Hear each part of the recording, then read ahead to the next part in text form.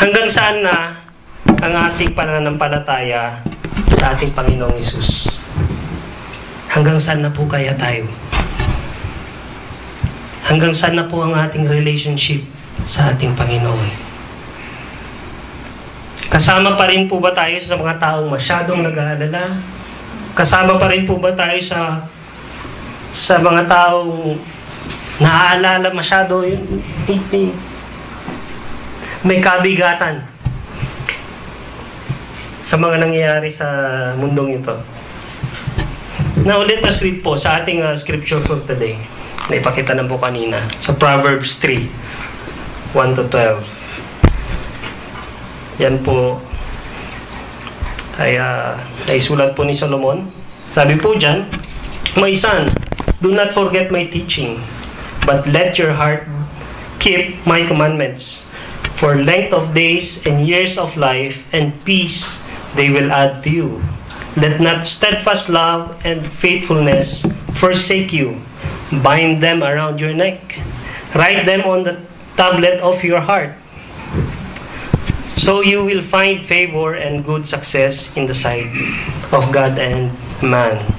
Trust in the Lord with all your heart and do not lean on your own understanding. In all your ways acknowledge Him, and He will make straight your path. Be not wise in your own eyes. Fear the Lord and turn away from evil. It will be healing to your flesh and refreshment to your bones. Honor the Lord with your wealth and with the first fruit of all your produce. Then your barns will be filled with plenty, and your vats will be bursting with wine. My son, do not despise the Lord's discipline, or be weary of His reproof. For the Lord reproves him whom He loves, as a father the son in whom he delights." Bago ko po ipakita ang ating pamagat, ano po itong larawan na ito? Yan. Ano po yung larawan na yan na nakikita nyo, na-visualize nyo? Sa unang tingin siguro sabi na mundo pag nasa malayo. Parang mundo, no? Tubig. Yan, tubig. Tama po. Pamilya po kayo siguro dyan, no? Tama po yan, tubig. At yan po yung scene kung saan lumubog si Apostol Pedro. Pamilya po kayo dyan sa Matthew. Yan. Yan po yung naglakad ng ating Panginoon sa tubig. At hinikayat niya si Pedro. At si Pedro ay gayon din naman na tumapak sa tubig, naglakad ng konti, maya lumubog. Yun po ang nangyari sa eksena dyan. No? Sa mundong ginagalawan po natin, marami pong nakalubog. Marami pong nakalubog. Kasama po mga Kristiyano dyan. Hindi po tayo si Chakwera. Lumulubog po ang mga Kristiyano. Hindi po ba? Si Pedro nga lumubog eh. At kasama po tayo dyan. Bakit? Bakit kaya? Yung mga nakalubog, mga kapatid, either walang faith sa Diyos, or sa ating mga Kristiyano, ang sabi ng Panginoon, "O you of little faith, O you of little faith, why did you doubt?" Kaya lumulubog ang mga Kristiyano. Why did you doubt? Sa liit ng faith na meron si Pedro, instead na pagtitiwala, ang ginawa sa faith na iyon, ang nangyari, nag-doubt po siya. Sa liit na lang ng faith na yun. Instead na magtiwala.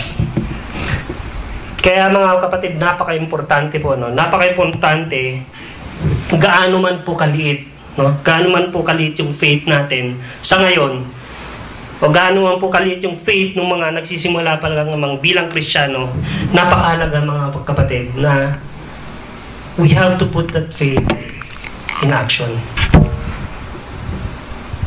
You have to put that faith in action. Ang nangyari kay Pedro, hindi niya binigyan ng action yung faith niya. Kaya pagka-apak, konting apak pa lamang sa tubig, lumubog na po siya.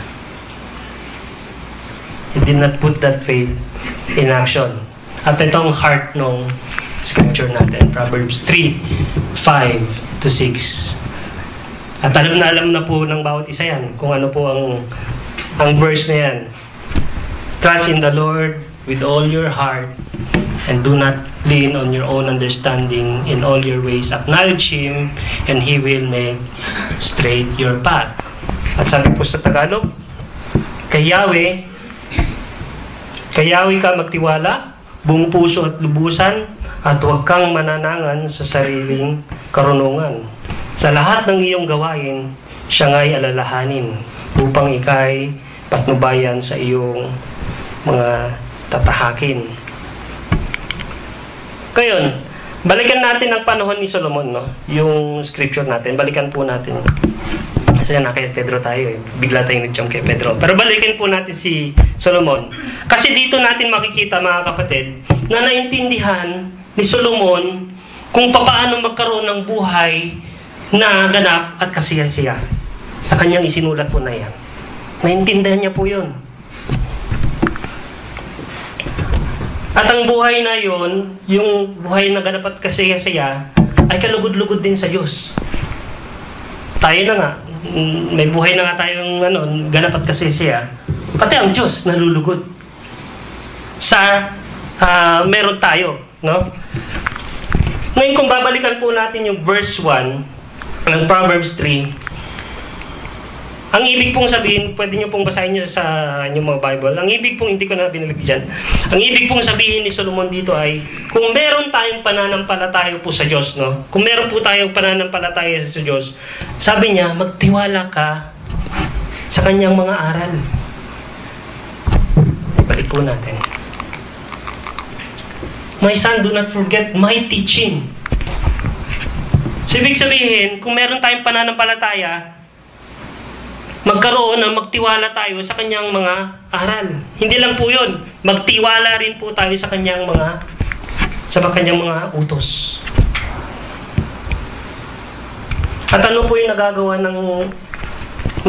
ng pananampalatayang may gawa? Ano po yung mga nagagawa niya? Upang ang araw mo'y tumagal. For length of days and years of life and peace, they will add to you. Yun po yung nagagawa ng pananampalatayang yung faith in action. At pangako po yan. Pangako po yan.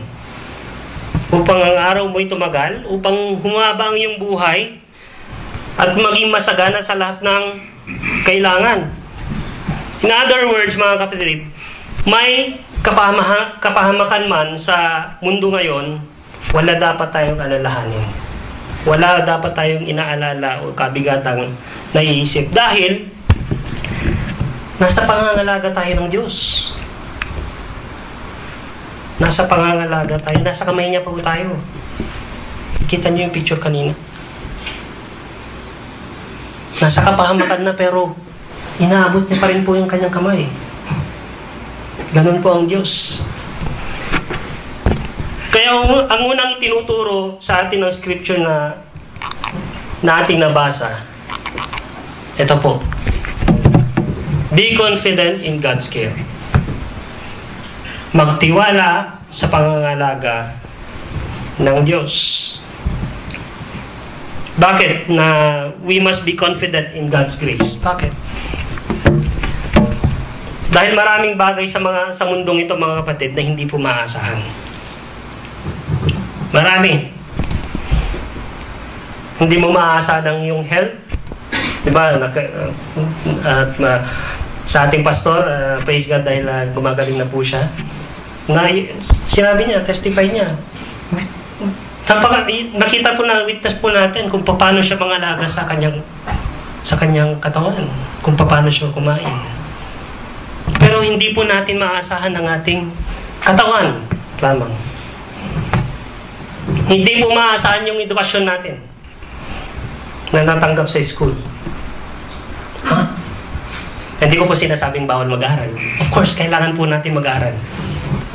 Kailangan po natin mag-aral. Pero tignan nyo maraming pong nakatapos, nasaan po sila ngayon?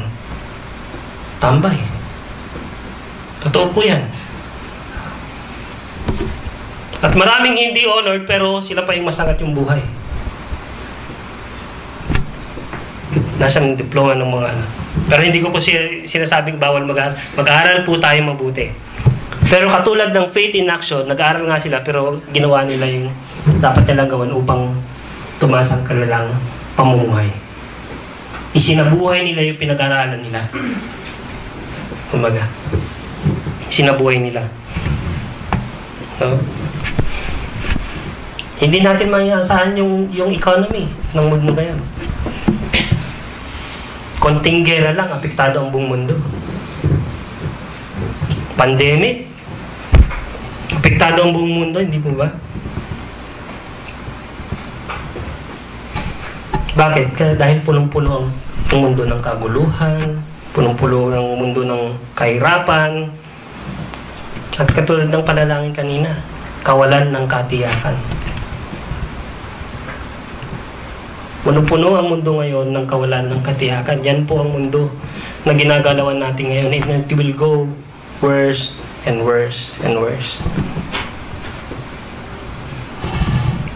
Kaya hindi po tayo pwedeng dumipende sa mga bagay na binibigay ng mundo. Hindi po. Kaya nawa, sa mga may oras naman po sa Tuesday, makinig po tayo ng Revelation. Dahil ipinapakita po doon kung ano yung dapat nating paghandaan at kung saan po dapat tinutuon yung puso natin. Bigyan po natin ng oras ang pagkikinig, pagbabasa ng Biblia, ng salita ng Diyos. Dahil dyan po natin nakukuha yung kahandaan para sa future.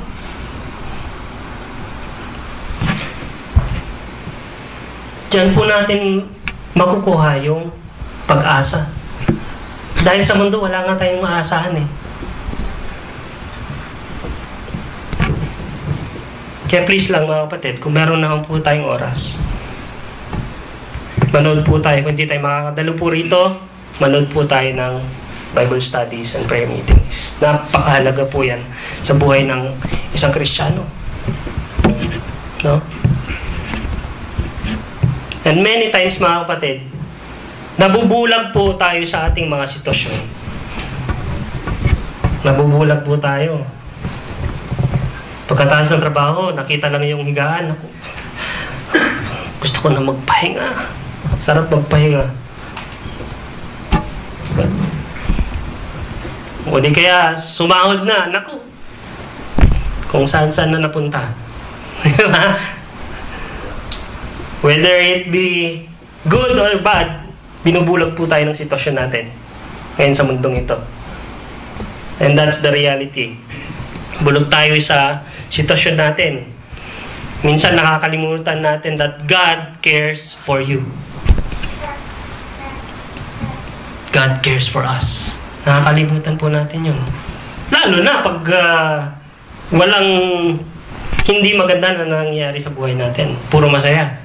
At talagang nakakalimutan ng Diyos. Totoo hindi. Ni manalangin. Nawawala na po. Lalo tigit yung pagtitiwala. Yung pagpapala na ibinigay ng Diyos sa iyo, hindi na natin binalik. Pero nung nagkukulang tayo, Lord, I trust you. Lord, I have faith on you. I can do all things through Christ who strengthens me. Pero pag andyan na yung blessing, wala na. Nasaan na po tayo? Nasaan na po yung faith? Nasaan na yung action ng faith? Nasaan na yung confidence natin sa ating Panginoon, sa Diyos? Nawawala.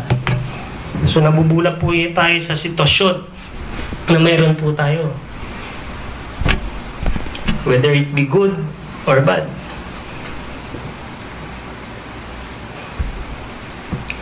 Minsan kung dumaan tayo sa pagsubok, akala natin ng Diyos wala nang control. Minsan ganun eh. Nasaan ka, Diyos? Parang ang tahimik mo, Panginoon. Naghihirap na ako ng gusto. Minsan kapag ang puso natin ay punong-puno ng takot, mga kapatid, nabubulag tayo. Nabubulag tayo sa kaisipan na ang Diyos ay tulog.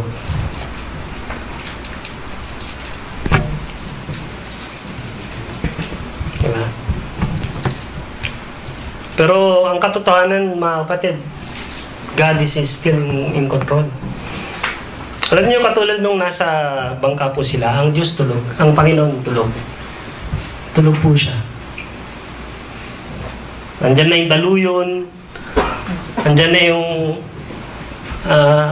malakas na hangin, tulog pa rin. Ang sarap ng tulog ng Panginoon. No? Tsaka yung mga disipulo, ano po itong taong to? Dumadaluyon na nga, tulog pa rin. Sarap ng tulog. Kaya ganun tayo, bumabagyo na, tulog pa rin tayo. May ganun tayo. Sa probinsya, no, sarap matulog pag gano'n na ulan. No? Kumukulog, kumikidlat na. Tulog pa rin. Pero, ginising nila ang Diyos eh. Pero sa totoo lang, mga kapatid, hindi kailangan bumangon ng ating Panginoon at that time, at that moment. Hindi niya kailangan bumangon. Hindi niya kailangan bumangon. At sa sitwasyon na yun kasi, nabulag na yung mga kapatid natin sa nakikita nila. Nawala na yung confidence nila sa ating Panginoon. Nawala na yung pagtitiwala, yung faith nila sa ating Panginoon na kasama nila the Diyos. Diyos na buhay. Di ba? Kung paano nakakabulag ng sitwasyon. Kasama na nila ang Panginoong Hesus, ha? Ganun bang bulag ang sitwasyon ng isang tao? Again, whether it be good or bad. At kapag tayo matempt na matakot, dapat ang ginagawa ng Kristiyano, inaalala natin na ang Diyos ay laging mabuti. Ang Diyos ay laging mabuti. Ang Panginoong Hesus ay laging mabuti. Kahit andun na yung daluyon, kahit andun na yung bagyo, we must put that confidence sa ating Panginoon.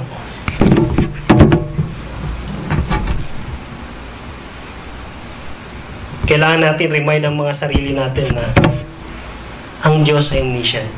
Hindi po ba? He is omniscient. Pag sinabi po natin omniscient, alam niya ang lahat. Kahit tulog po siya sa bangka. Alam niya ang nangyari. Kahit nakaipahinga po siya sa bangka. Ang Diyos ay omnipotent. Alalahanin po natin yan. Pag sinabi mo pong omnipotent ang Diyos, naniniwala ka ang Diyos ay makapangyarihan. Kahit siya tulog. He is still in control. The power is still there. Kahit siya'y nakapahinga peacefully sa bangka, na merong daluyon, at saka humahampas yung mga malalakas na hangin, He is still powerful. Di ba napakabuti ng Diyos? And let us claim, no? Alalahanin din natin na ang Diyos natin is omnipresent. No? Ibig sabihin, kapag omnipresent, nasan ka mang lugar, kapatid, whether it be nasa trouble ka, andun ang Panginoon. Nasa kalagitnaan ka ng gera, isipin po natin, andun ang Panginoon. Hindi lang isipin, talagang andun ang Panginoon. Eh kuya, hindi, kasi wala ka dyan, wala ka sa gera eh. Hindi mo nararamdaman yung nararamdaman namin ngayon. But one thing for sure, alam ng Diyos kung ano yung nararamdaman mo. Alam ng Diyos kung nasaan ka lugar ngayon. Alam ng Diyos kung paano kayo sasalba. Alam ng Diyos kung ano yung dapat niyang gawin sa araw na iyon, kung nasaan ka man. Omnipresent po ang ating Panginoon. Kasama natin ang Panginoon sa bawat oras ng ating buhay. Huwag po natin kakalimutan yan. That in putting that faith in action, we must know all of this, that God is sovereign. He is in control. Sa kanyang pagiging sovereign, we must put that confidence. Yung pagtitiwala sa kanyang pangangalaga sa atin. Kahit siya nandun na parang tahimik. Akala natin tahimik lang. Pero He knows what's going on. God is so powerful. No doubt. God is in control. No? Habang binabagyo sila ng bangka, kaya niyong sabayan ng ating Panginoon kaya? Kaya natin sabayan ng ating Panginoon. Di ba napag-aralan natin kailan lang yung peace? At nga, tumimo sa puso natin yun. Yes, kaya natin. Yes. Yung sermon last time, yes. Kasi yun yung binibigay ng ating Panginoon. Yun yung binigay niya eh. So habang merong bagyo, habang siya natutulog, matulog rin tayo sa kanyang tabi. Diba? Si John nga, di ba nga, sumisiksik pa nga eh. Kaya nga, di ba lapit eh. Sana yun sa Last Supper yun, isisiksik niya yung sarili niya. Pero, gayon pa man, kahit anong bagyo ng buhay, let there be peace in our hearts. Be confident in God's care. Magtiwala tayo sa pangangalaga ng Diyos. Kasi, alam niyo, hindi niya talaga kailangan bumangon ang ating Panginoon at that moment. Hindi. Kasi alam natin na kasama nila ang Panginoong Hesus. Pero, ang nangyari, mga kapatid, nakalimutan nilang magtiwala. Same thing sa ating mga Kristyano. Pag meron ng sitwasyon na nangyayari sa buhay natin, meron ng hindi magandang nangyayari sa buhay natin, nakakalimutan natin magtiwala sa Panginoon. That God is in control of everything. Nakakalimut tayo magtiwala ng buong puso, katulad ng nandyan sa verse na yan. Trust in the Lord with all your heart. At kapag sinabi po nating trust in the Lord with all your heart, half-hearted trust, tama ba? Half-hearted trust is like, half-hearted heart is like whole-hearted doubt.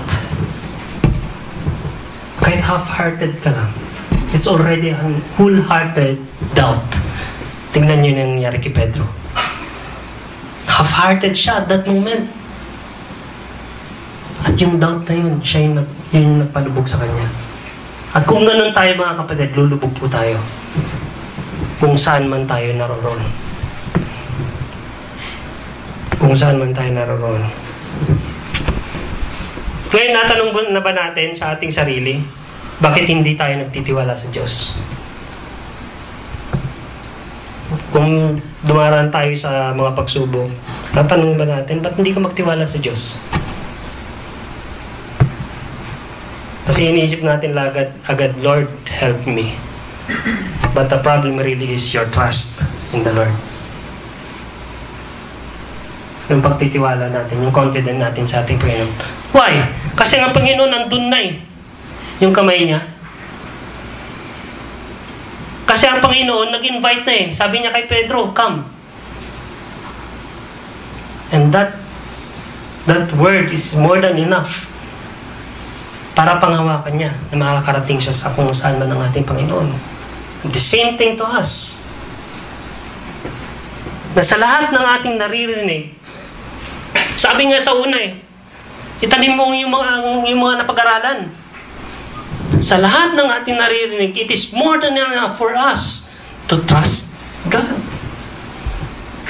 Hindi yung pahingi noon lagi. Dahil ang Diyos, binigay niya na lahat. All you have to do is to put that faith in action. Put that faith in action. Ask yourself, nagtitiwala ba ako sa Diyos? Ng buong puso? Binigyan ba tayo ng rason upang hindi natin siya pagkatiwalaan? Mga kapatid. Binigyan ba tayo ng rason upang hindi siya pagkatiwalaan? Look, nakapaglakad po siya sa tubig. Binigyan po ba tayo ng rason upang hindi tayo pagkatiwalaan? Nahati ang dagat upang makatawid sila Moses. Binigyan ba tayo ng rason upang hindi natin siya pagkatiwalaan? Gumuha ang Jericho. Binigyan ba tayo ng rason upang hindi natin siya pagkatiwalaan? Ang Diyos nagkatawang tao. Namatay. And after 3 days, He rose again. Binigyan ba tayo ng rason upang hindi natin siya pagkatiwalaan? At marami pang mga miracles na nangyari sa mundong ito. And I think wala tayong irarason na hindi dapat natin pagkatiwalaan ng ating Panginoon sa mga nangyayari sa mundong ito, sa mga nangyayari sa buhay natin. Sa daluyan ng buhay, sa bagyo ng buhay. Wala tayong may irarason. Kaya sabi niya, I have overcome the world. Dahil lahat ng meron sa mundo na gusot na problema, He already overcome it. All we have to do is to put that faith in action. Be confident in God's care. Be confident in God's care. Ano pang reason upang hindi natin pagkatiwalaan ng Diyos? Binigay na ang lahat. Ulitin ko mga kapatid, wala tayong ititira sa atin kahit nasa isipan pa po natin. Wala, ibigay natin lahat. Tiwala na tayo. Kaya nga sabi, do not lean on your own understanding. Do not lean on your own understanding. Kundi mapapahamak po tayo. Lulubog po tayo katulad ni Pedro.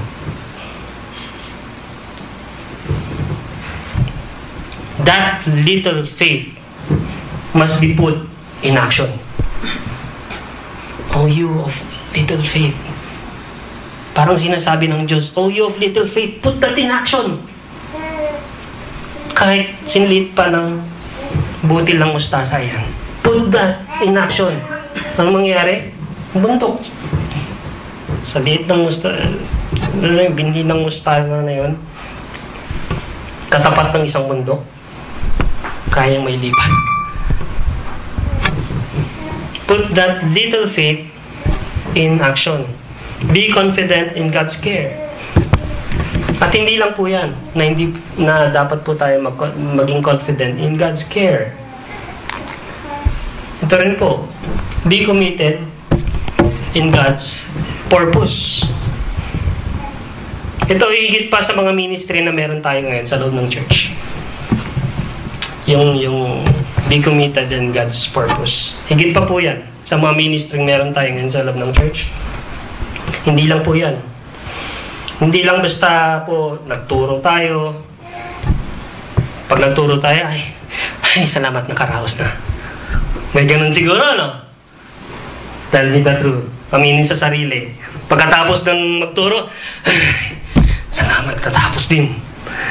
Salamat, nakapagturo din ako. Kailan ba ako next month? Hindi po ganun maging committed sa purpose ng ating Panginoon. No. Kung committed po tayo sa purpose ng ating Panginoon sa atin, sa calling ng ating Panginoon sa atin, we desire more. We must desire more. And trust that to the Lord. If you trust the Lord Himself, we must desire more of His ministry, of His calling sa atin.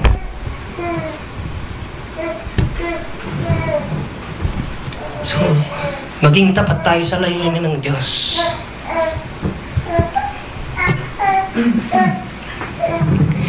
Hindi lang basta yung matapos lang yung ginawa natin, okay na. Or we did our part sa pagtugtog, that's it. Nag-perform lang tayo. Kung ganun, nag-perform lang ang isang kapatid. Sabi kasi sa verse 6, di ba? In all your ways, acknowledge Him. Sabi niya, in all your ways, acknowledge Him. Alam niyo yung ibig sabihin po ng acknowledge in Hebrew? Kapag i-translate po natin sa Tagalog, yung acknowledge Him, makita siya. Or in other words, sa English, submit. But then again, in the deeper meaning of Hebrew, to acknowledge Him, to submit to Him, is to see Him. To see Him more. In all your ways, you must see Him more. In all your ways, in all our ways, we must look for His guidance sa lahat ng ating gagawin. Always. Always. Kaya nga sabi sa Colossians, di ba? And whatever you do, whether in word or deed, do it in the name of the Lord Jesus, giving thanks to God, the Father, through Him. Even sa 1 Corinthians, sinabi rin yan, kumain ka man o uminom, do it for the glory of God. Di ba? So lahat, we must seek Him. We must seek Him. Yung lagi nating sinasabi, seek ye first the kingdom of God. Andun po yan. Yung acknowledgement na yan, yan po yun. To seek Him always. To seek Him always. And in seeking Him, you are putting your faith in action. You're putting your faith in action.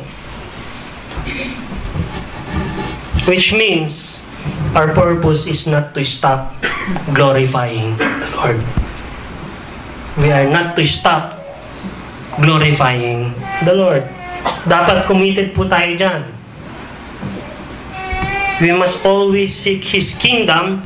We must always desire Him in our hearts. Maging tapat tayo sa layunin ng Diyos. Na kahit anuman yung sitwasyon, bumayuman yung malakas na bagyo sa buhay natin, may daluyon man, committed tayo sa purpose and calling ng Diyos sa atin. Maging tapat tayo sa layunin ng Diyos. Let us not be weary in doing good, in doing our purpose. Let us not be weary on that. Dahil alam niyo mga kapatid, kung tayo yung nasa bangka, pagtawid natin sa kabila, ano yung madarap na natin doon? Ministry. It is the same thing. Pag naalpasan natin yung daluyon ng buhay natin, there is a ministry. Why? Your life becomes testimony for the others to see ang kapangyarihan ng Diyos na nangyari sa buhay mo. Because you have put your faith in action. At yun po dapat makita sa buhay ng isang Kristiyano. To see that Christ likeness in us. Put that faith in action. Committing God's purpose. Kasi sabi ng Panginoon mismo, di ba? Pag nagtiwala tayo sa Kanya, or if we do our purpose to Him, sabi niya, I surely am with you always until the end of the ages. That's a promise. So may rason ba tayo na hindi natin pagkatiwalaan sa ating Diyos yung purpose natin? May rason ba tayo na hindi tayo maging committed? Hindi. Put that faith in action, mga kapatid. Alam nyo, napakasarap magsilbi sa ating Panginoon. Na mayroong pagtitiwala, na mayroong confident, na mayroong pagpapatuloy ng commitment natin sa paglilingkod sa ating Diyos. Susunod na lamang po yung mga bonuses. Huwag po natin tignan yung bonuses. Tingnan po natin yung mga kaluluwa na maliligtas.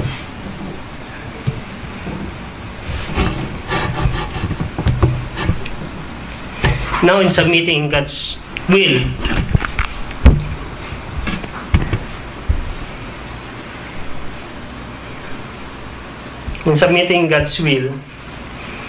ay katuwang po yan. Katuwang po yan ng purpose natin. Of course, hindi natin magagawa yung purpose natin if we do not submit first. Sa will ng Diyos. In submitting in God's will means He is not forcing us to make the right decision. God never forces us to make the right decision. Bakit? Bakit hindi nga tayo pinipwersa? Alam niyo bakit? Nilikha tayo na mayroong free will eh. Nilikha tayo na mayroong free will. Pero, para maging talagang tamang desisyon ang gagawin natin, no? Para maging tama yung desisyon natin, our part is to bring it all to Him. Our part is to bring it all to Him. In all your ways, acknowledge Him. In other words, in all your ways, submit to Him. That is our part. To bring it all to Him. Kapag sinabi po natin, no, nadalhin lahat sa Kanya, ibig sabihin, magpasakop ka sa mga kakanyahan mo. Ipasakop mo yun sa Kanya. Magpasakop tayo sa mga kakanyahan natin. Sa lahat ng bagay na mayroon tayo na ipinagkatiwala sa atin din naman ng ating Diyos. Saan ba galing yung skills natin? Saan ba galing yung talent natin? Saan ba galing yung mga blessings natin? Saan ba galing yung kayamanan natin? Saan ba galing yung mga sinusuot natin? Saan galing ang talino natin? Sa Diyos. Wala tayong irarason na hindi natin dapat ibalik sa Diyos. At lalo tigit wala tayong mairarason na hindi dapat natin i-put in action yung faith natin sa Kanya. Dahil binigay na ng Diyos ng lahat sa atin. Diba? Napakabuti ng ating Diyos. All we have to do is to put that faith in action. Trust in Him. Submit to God's will. Submit to Him. Submit to Him. Why? Why? Hindi po ba sinabi natin kanina ang Diyos ay omniscient? Siya ay all-knowing, omniscient. O bakit hindi natin mapasakop yung sarili natin sa Kanya? Yung Friday na nga lang, hindi natin maibigay sa Kanya. Dinadaya pa natin ang ating Panginoon.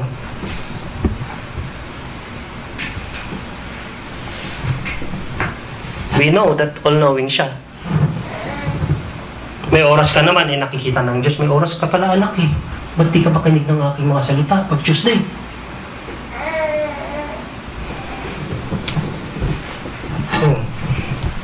All-knowing po ang ating Panginoon. Tapos pag dumating yung daluyan ng buhay natin, naku, andyan na naman tayo. Nagkukumahog sa Kanya.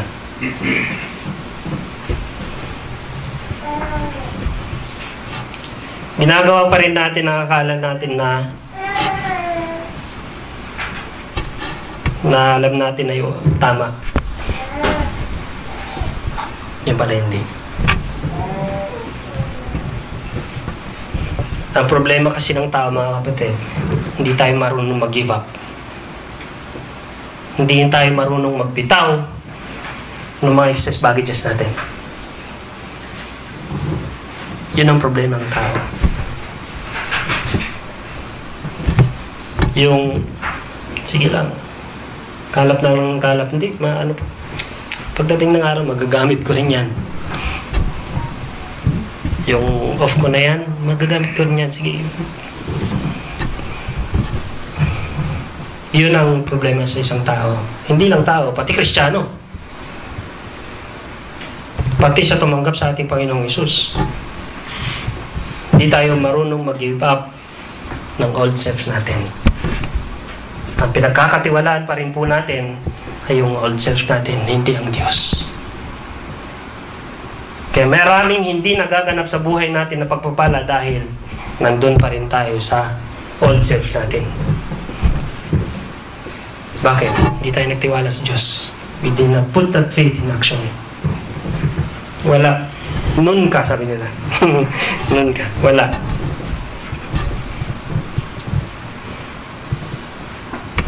At syempre, walang may bibigay na kaluguran sa ating Panginoon kapag nagtiwala lang tayo sa ating sarili. Kaya, isa sa tinuturo ng Scripture is to submit to God's will. We submit to God's will. Bakit? Bakit? He knows what's best for us. Hindi po ba? Di ba pag anak tayo, pag meron tayong anak, alam natin, pag baby pa, alam natin best para sa baby natin. Di ba? Kasi yung pangangailangan niya, di ba? Ganun din ang Diyos. Alam na alam ng Diyos kung ano yung pangangailangan mo. Pangangailangan natin. He knows what's best for us. He knows. Kaya ang part natin is to give it all to Him. At alam niyo ang part ng ating Panginoon? He will, in His own time, hindi sa atin ha, He will in His own time, ida-direct tayo kung saan nararapat tayo. In His own time yun. Huwag natin brasuhin ng Panginoon. Lord, I want it now. Bukas girlfriend ko na siya. marami nagpipray ng ganun. Lord, sige na siya now. Pinabraso ang Diyos. Pero hindi. Ang Diyos, alam niya kung kailan natin matatanggap yung para sa atin. Katulad nung ipinahayag ng Diyos kay Jeremiah. O di kaya, alam ng Diyos kung kailan tayo mahuhulma ulit. Diba? Katulad nga nung ipinahayag ng Diyos kay Jeremias. Yung pater, alam niyo yun? Yung pater. Sabi niya, punta ka dun sa patero. Patero ba tawag dun? Tagal sa yung pattery. Yan, punta ka dun. May papahayag ako sa iyo dun. Punta nga si Jeremias dun, no? At ayun na nakita ni Jeremias, ang ginagawa ng pater, yan, naguhulma siya ng At kapag hindi tama yung hinulma niyang shape, inuulit niya. Yan, inuhulma niya ulit. At alam niyo yung pinahayag ng ating Diyos? O Israel, wala ba akong karapatang gawin sa iyo ang ginawa ng mampapalayo sa putik? Palitan niyo yung O Israel sa pangalan natin. O Lemuel, wala ba akong karapatan gawin sa iyo ang ginawa ng mampapalayo sa putik? Na iyo, ang pangalan natin nilagay natin doon. Wala tayong rason para hindi gawin o i-put into action yung faith natin. Bakit? Kasi kaya ng Diyos kung ano yung ginagawa ng pater. Yun actually ang ginagawa ng Diyos sa atin. Gawin lang natin is to submit to the Lord. Kung sinasabi natin, Lord, hindi pa rin magbabago eh. Bakit? Kasi hindi natin sinasabit sarili natin eh. Lord, gusto ko na magbago eh. Kasi hindi pa rin natin sinasabit ang ating sarili sa Diyos. Kasi wala tayong tiwala sa Diyos. Tiwala pa rin tayo sa sarili natin. We must put our lives sa kamay ng ating Diyos at ang Diyos ang maghuhulma sa atin.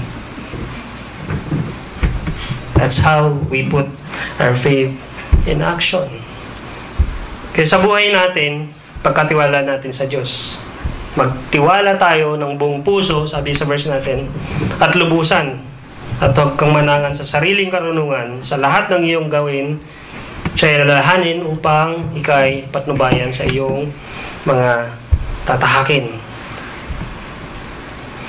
Alam niyo mga kapatid, katulad ni Pedro, kung nagtiwala ng buong puso si Pedro ng lubusan sa Panginoong Hesus, nung tinawag siya na lumapit sa Kanya,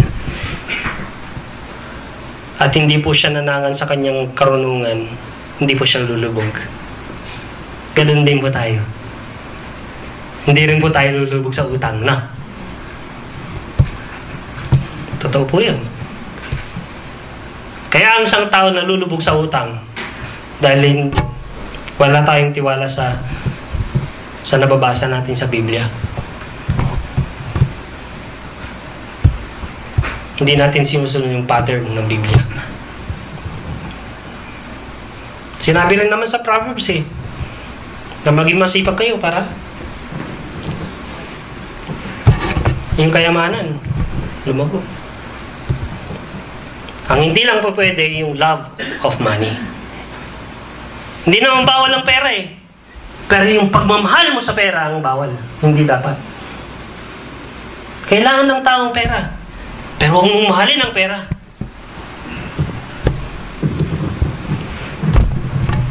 Nasa maling paggamit lang kasi ang tao sa pera, kaya nagkautang-utang. Yan ang katotohanan.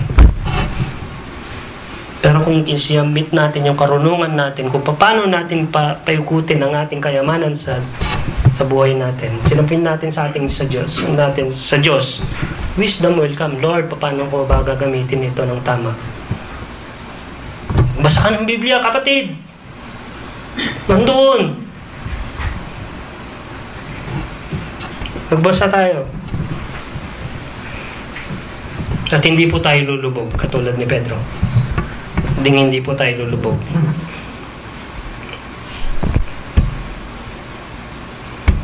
Now, sa atin mga kapatid, gusto kong titigan ninyo yan. Tignan natin ang larawan na yan, no? Ano nakikita natin sa larawan? Nasa ibabaw siya ng tubig ang ating Panginoon. Inaabot ang kanyang mga kamay. At sa perspective ng picture na yan, nasan tayo? Parang nasa ilalim tayo, no? No? Pagkaharap natin siya, parang nasa ilalim tayo, no? Kasi nandun po tayo sa ilalim talaga. Because we are not putting that faith in action. We are not putting that faith in action. Lumulubog at lumulubog po tayo. Yun yung ibig ko sabihin. Hindi tayo laging nakalubog, pero ang Diyos laging nandyan para abutin tayo. We just have to put that faith in action. Trust in the Lord with all your heart and lean not unto your own understanding. In all your ways, acknowledge Him, and He will direct your path. At sabi po ng Panginoon sa Psalms, yan po yung verse to ponder natin.